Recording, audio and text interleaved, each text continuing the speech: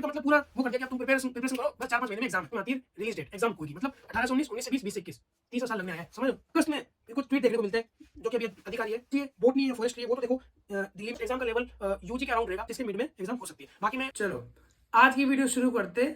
आज की वीडियो की बात करेंगे अपन एसीएफ के ऊपर। एसीएफ की पूरी हिस्ट्री, मतलब उसकी एग्जाम पैटर्न कैसा होता है, कट ऑफ कैसी होती है उसकी, है ना, और एग्जाम लास्ट बार कब हुई थी, अब कब होने वाली है, ऐसे जो भी तमाम क्वेश्चन है आपके, इस वीडियो के बाद में कोई क्वेश्चन नहीं रहेगा। हर चीज का जवाब मैं देने की पूरी कोशिश करूंगा, है ना। और ये जब जो भी चीजें हैं, जो भी मैंने सोर्स निकाला है तुम्हारे लिए, जो भी ये पूरी पीडीएफ इकट्ठा की, ये जेन्युइन और एकदम इनकी वेबसाइट से लिया है ये पूरा डाटा, तो कोई फेक वगैरह कुछ ऐसा नहीं है ना। चलो अब वीडियो आगे बढ़ाते हैं। तो सबसे पहले तो अपन बात कर लेते हैं कि भाई कौन कौन सी सब्जेक्ट्स आपको देखने को मिलेगी। सबसे पहले तो देखो जीके 100 नंबर की आएगी, फिर 100 नंबर की इंग्लिश आएगी, 200 मार्क्स। कुछ सब्जेक्ट्स है, एग्रीकल्चर हो गई, बॉटनी हो गई, केमिस्ट्री हो गई, कंप्यूटर साइंस हो गई, इंजीनियरिंग हो गई, environmental science, forestry, geology, horticulture, math, physics, statics, veterinary, zoology, ऐसी काफ़ी सब्जेक्ट्स है जो कि आप इनके थ्रू आप अप्लाई कर सकते हो। ये वाले लोग एलिजिबल हो गए, है ना। फिर इसके बाद इंटरव्यू होएगा आपका 50 नंबर का, पर्सनालिटी टेस्ट, वाइवा वॉइस होगी 25 नंबर। फिर उसके बाद में फिजिकल फिटनेस बताइए, हाइट बताइए, मेल में 163 सेंटीमीटर और फीमेल में 150। ऐसे ही चेस्ट कितनी होनी चाहिए, मेल में तो होनी चाहिए 84 89 और फीमेल में होनी चाहिए 79 और 84। और रनिंग टेस्ट भी होगा आपको। मेल्स को तो 4 घंटे में 25 किलोमीटर भागना है और फीमेल्स को 4 घंटे में 16 किलोमीटर भागना है, ठीक है। उसके बाद में टोटल मार्किंग एक बार और अपन रिवीजन कर लेते। तो देखो सबसे पहले तो जीके 100 नंबर का आएगा, इंग्लिश आएगी 100 नंबर की, 200 नंबर। टोटल 2 सब्जेक्ट चूज करनी पड़ती है ऑप्शनल में अपन को, वो 400 नंबर की आती है, 200 200 की, ठीक है। इंटरव्यू का इंक्लूड करके 75 इंक्लूड करोगे इंटरव्यू, टोटल मिला के 675 का पूरा बन जाता है। अब देखो ये जो कट ऑफ आई है तुम्हारी, ये आई है बिना इंटरव्यू के, मतलब इंटरव्यू से पहले चूज किया गया स्टूडेंट्स को। तो 2018 की मैं मेरिट के अनुसार ये कट ऑफ बता रहा हूँ।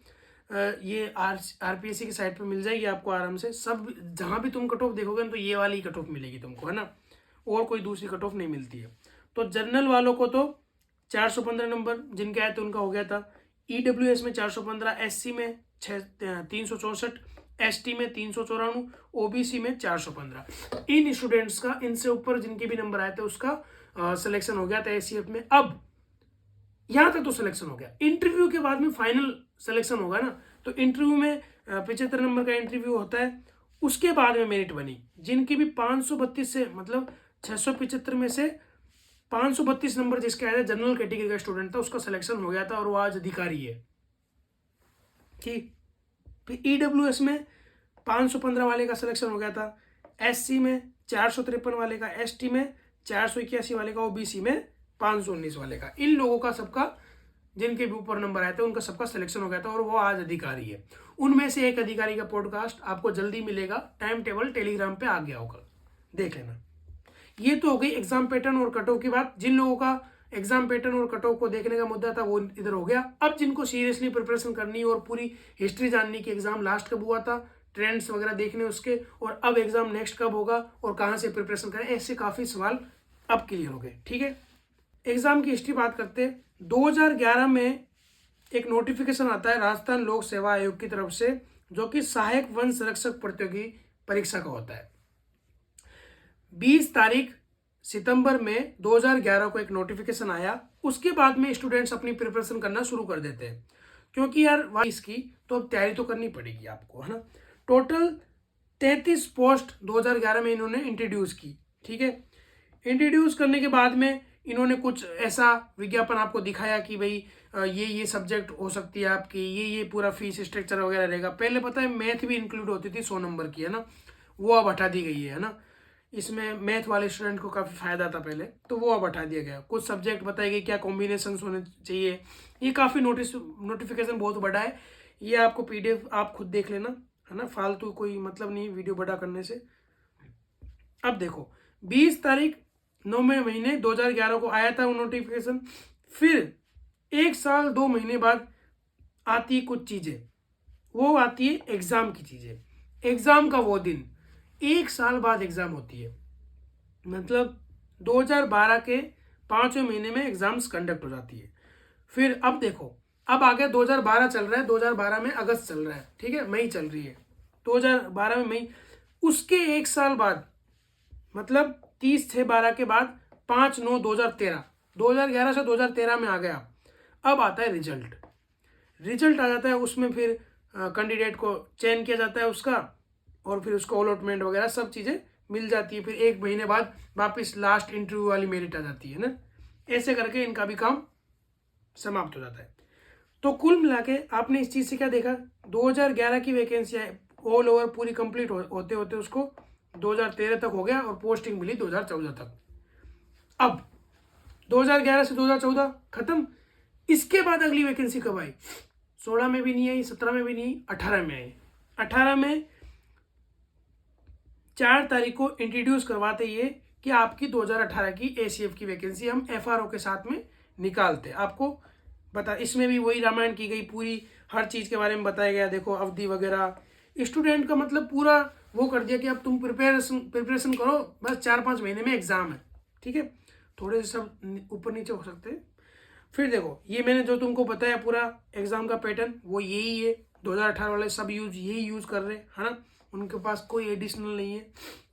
फिर देखो, फिर 4 तारीख को तो इनका चौथे महीने में एड आई थी। इसके बाद में एग्ज़ाम डेट रिलीज करती है 2020 में, मतलब 2018 के चौथे महीने से लेकर फिर आती है एग्ज़ाम डेट कब, 14 तारीख को 12/2020 को, मतलब 1 साल क्या 2 साल समथिंग समय लग गया।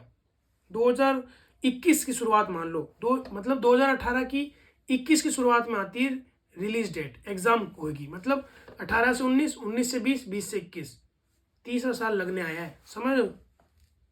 फिर ये देखो, ये बीच में काफ़ी बदलाव किए गए कि कभी ये कर देंगे, कभी वो बदलाव, कभी वो बदलाव, ऐसे काफ़ी बदलाव हुए, देखो ये सब है ना।